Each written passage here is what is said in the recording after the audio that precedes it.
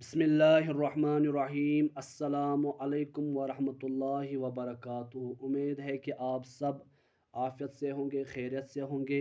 اللہ تعالیٰ آپ کو، ہم سب مسلمانوں کو دنیا اور آخرت میں کامیابی عطا فرمائے، کامیابی نصیب کرے۔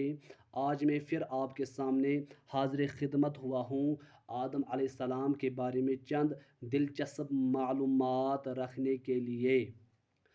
ویڈیو کو آخر تک ضرور دیکھنا تاکہ ہمارے آپ کے علم میں اضافہ ہو جائے۔ پہلے جو دلچسپ معلومات ہے وہ یہ ہے کہ زمین سے چشمے کیسے جاری ہوئے، زمین سے چشمے کیسے جاری ہوئے۔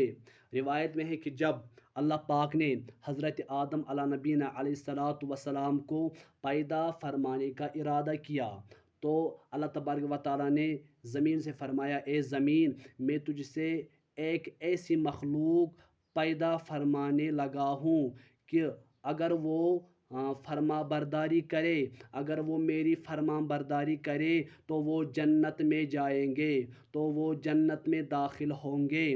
اگر وہ میری نافرمانی کریں گے تو وہ جہنم میں داخل ہوں گے۔ اس پر زمین نے عرض کی، اے میرے مولا، اے میرے رب کریم، کیا تو مجھ سے ایک ایسی مخلوق کو پیدا فرمانے والا ہے، ایک ایسی مخلوق کو پیدا فرمائے گا جو جہنم میں جائے گی؟ رب العزت اللہ تبارک و تعالیٰ نے فرمایا، اے زمین، ہاں۔ اس پر زمین اس قدر روئی، اس قدر روئی کہ زمین سے چشمے پھوٹ گئے، کہ زمین سے چشمے جاری ہو گئے اور یہ چشمے قیامت تک جاری رہیں گے۔ اور ایک معلومات، میت کو خوشبو کیوں لگاتے ہیں؟ جب کوئی مر جاتا ہے، کوئی اس دنیا سے چلا جاتا ہے تو اس کو خوشبو لگاتے ہیں۔ کیوں لگاتے ہیں؟ یہ ایک زبردست دلچسپ معلومات ہے۔ فرماتے ہیں اللہ تبارک و تعالیٰ کی بارگاہ میں زمین نے عرض کی، یا اللہ، اے میرے مولا، مجھ سے مٹی اٹھانے سے میری مٹی کم ہو گئی ہے۔ اللہ پاک نے ارشاد فرمایا، گھبرا مت، جب کوئی انسان تجھ میں واپس آئے گا تو پہلے سے زیادہ حسین، خوشبودار، پہلے سے زیادہ حسین اور معطر ہوگا۔ یہی وجہ ہے کہ مردے کو عطر اور مشک سے، عطر اور خوشبو سے خوشبودار کیا جاتا ہے، معطر کیا جاتا ہے۔ اور ایک معلومات کہ انسان کی زندگی میں خوشیاں کم اور غم کیوں زیادہ ہے۔ اللہ پاک کے حکم سے جب زمین سے مٹی جمع کر لی گئی تو اللہ پاک نے فرشتوں سے حکم ارشاد فرمایا، اس کو وہاں رکھو جہاں آج خانہ کعبہ ہے، جہاں آج خانہ کعبہ ہے، وہی وہ مٹی رکھ دی گئی۔ حضرت آدم علیہ الصلاۃ والسلام کی جو مٹی ہے وہ خانہ کعبہ کی جگہ رکھ دی گئی۔ پھر فرشتوں کو حکم ہوا کہ اس مٹی کا مختلف پانیوں سے گارا بنائیں۔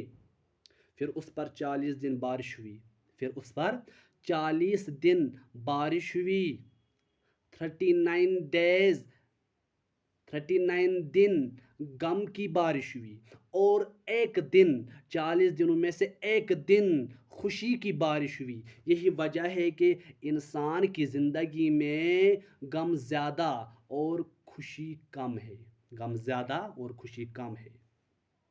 اور ایک معلومات، کھجور، انگور اور انار کی پیدائش کب ہوئی؟ کھجور، انگور، انار کی پیدائش کب ہوئی؟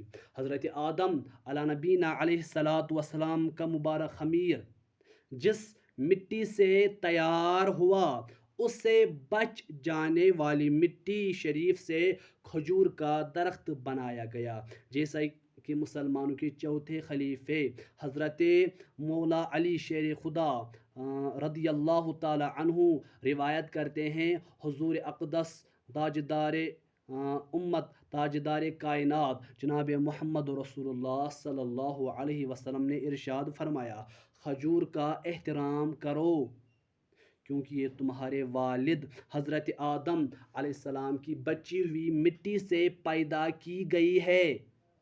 اور ایک روایت میں ہے کہ کھجور، انار اور انگور کو حضرت آدم علیہ السلام کی بچی ہوئی مٹی سے پیدا کیا گیا ہے۔ حضرت آدم علیہ السلام کی صورت، جب حضرت آدم علی نبینا علیہ السلام کے مبارک وجود کے لیے گارا بنا لیا گیا تو اسے ہواؤں کے ذریعے اتنا خشک کیا گیا کہ وہ بجنے والی مٹی کی طرح ہو گیا، جیسے ٹھیکری یعنی کہ کنفل۔ پھر اللہ پاک نے فرشتوں کو حکم ارشاد فرمایا کہ اس کو مکے اور طائف کے درمیان وادی نعمان میں عرفات کے پہاڑ کے نزدیک رکھ دو۔ اس کے بعد اللہ پاک نے اپنے دست قدرت سے حضرت آدم علیہ نبینا علیہ السلام کا وجود بنایا۔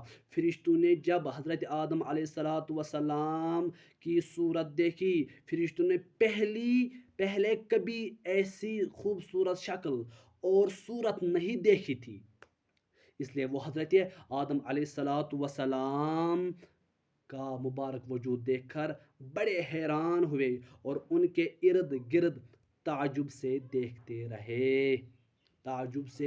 رہے کیونکہ انہوں نے اس سے پہلے مبارک صورت، اس سے پہلے خوبصورت شکل و صورت نہیں دیکھی تھی۔ ایک اور دلچسپ معلومات، ابلیس لعین کی بد نصیبی۔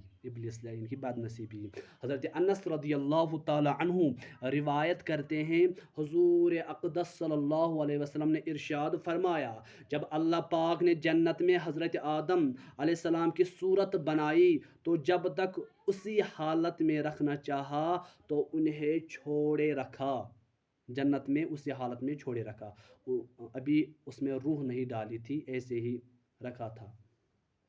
ابلیس ان کے آس پاس گردش کرنے لگا، ابلیس حضرت آدم علیہ السلام کے آس پاس گردش کرنے لگا۔ ابھی حضرت آدم علیہ السلام کے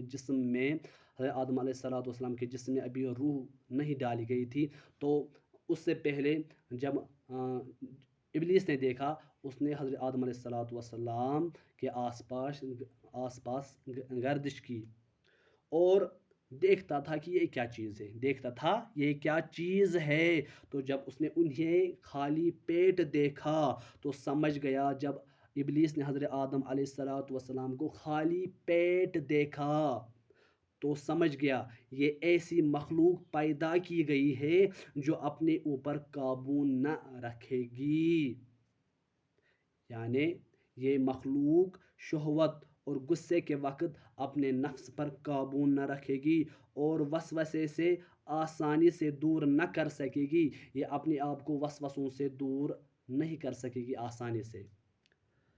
ایک اور روایت میں ہے، حضرت آدم علیہ السلام کا مبارک وجود کو دیکھ کر ابلیس نے یہ بھی کہا، حضرت آدم علیہ السلام کے مبارک وجود کو دیکھ کر ابلیس نے یہ بھی کہا، اس کے سینے کی بائیں جانب ایک بند کوٹڑی ہے، اس کے سینے کی بائیں جانب ایک بند کوٹڑی ہے، یہ خبر نہیں کہ اس میں کیا ہے، یہ خبر نہیں اس کوٹڑی میں کیا ہے، شاید یہی وہ لطیفہ ربانی کی جگہ ہے جس کی وجہ سے یہ خلافت کا حقدار ہے، جس کی وجہ سے یہ اللہ کا نائب بننے کا حقدار ہے۔ ابلیس نے فرشتوں سے پوچھا حضرت آدم علیہ السلام کو دیکھ کر، اگر اس سے یعنی حضرت آدم علیہ السلام کو تم سے افضل بنایا گیا تو تم کیا کرو گے؟ ابلیس نے فرشتوں سے پوچھا حضرت آدم علیہ السلام کے بارے میں، اگر حضرت آدم کو تم سے زیادہ افضل بنایا گیا تو تم کیا کرو گے؟ انہوں نے کہا، ہم اللہ پاک کے حکم کی تعمیل کریں گے، ہم اللہ پاک کا حکم مانیں گے۔ بدبخت شیطان لعین اپنے دل میں کہنے لگا، اگر اسے مجھ سے افضل بنایا گیا تو میں اس کی تابع نہیں رہوں گا، یہ ابلیس نے دل میں پہلے ہی کہا تھا، ابھی سجدے کا حکم نہیں ہوا تھا۔